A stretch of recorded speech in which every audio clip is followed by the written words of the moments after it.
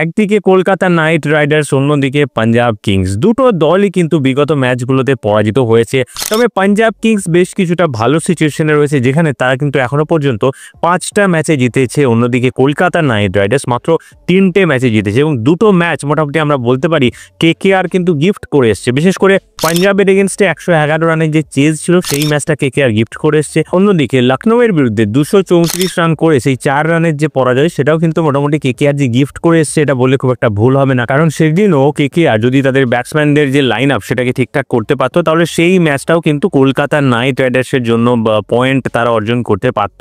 কিন্তু আপাতত এই মুহূর্তে দাঁড়িয়ে কলকাতা নাইট রাইডার্সের প্রত্যেকটা ম্যাচ জেতাটা অত্যন্ত জরুরি। অন্যদিকে পাঞ্জাব কিংস, তাদের জন্য কিন্তু এক একটা ম্যাচ এবার প্লে অফে যাওয়ার এক একটা সিঁড়ি, কারণ এক একটা ম্যাচ জিতলেই তারা কিন্তু প্লে অফে যাওয়ার জন্য আরও বেশ কিছুটা এগিয়ে যাবে। এবং যেহেতু পাঞ্জাব কিংস পয়েন্ট টেবিলে একটা ভালো জায়গায় রয়েছে, অন্তত কলকাতার থেকে অনেকটাই বেটার জায়গায় রয়েছে, তো পাঞ্জাব কিংসের কাছে জয়টা কিন্তু অনেক বেশি গুরুত্বপূর্ণ, কারণ তাদের যে স্বপ্ন প্লে অফে যাওয়া সেটা অন্তত আমরা দেখতে পাচ্ছি সার্থক হতে পারে। অন্যদিকে কলকাতা নাইট রাইডার্স, তাদেরকে প্লে অফে যেতে গেলে কিন্তু ভীষণভাবে লড়াই করতে হবে এবং প্রত্যেকটা প্লেয়ারকে সেই লেভেলের পারফর্ম করতে হবে। তবে এই যে ময়দান কলকাতা নাইট রাইডার্সের হোম গ্রাউন্ড, সেই ইডেন গার্ডেন, এই ইডেন গার্ডেনে এই ম্যাচটা হতেই চলেছে এবং এই মাঠে যে ধরনের পিচ অ্যাকচুয়ালি দেওয়া হচ্ছে সেটা বড় ডিসঅ্যাপয়েন্টিং কিন্তু প্লেয়ারদের জন্য। আমাদের জন্য অ্যাজ এ দর্শক হিসেবে ভীষণ রকমভাবে 4-6 হচ্ছে, এটা দেখতে আমাদের খুব ভালো লাগছে।